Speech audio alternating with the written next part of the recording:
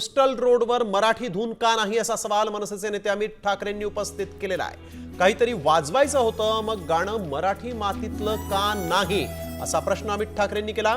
महाराष्ट्राची ओळख सांगणारा गरजा महाराष्ट्र माझा अथवा लता मंगेशकर यांच्या गाण्यांची निवड का झाली नाही असा सवालच अमित ठाकरेंनी शासनाला विचारलेला आहे। मराठी मातीचा आणि संस्कृतीचा सूर म्हटला असता तर तो अनुभव प्रत्येक मराठी माणसासाठी अभिमानाचा ठरला असता।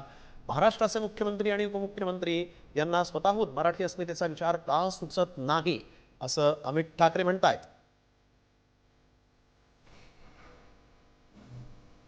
ट्विटमध्ये ते नेमकं काय म्हणतायत आपण पाहूयात। पोस्टल रोडवर काहीतरी वाजवायचे होते, मग गाणे मराठी मातीतील का नाही।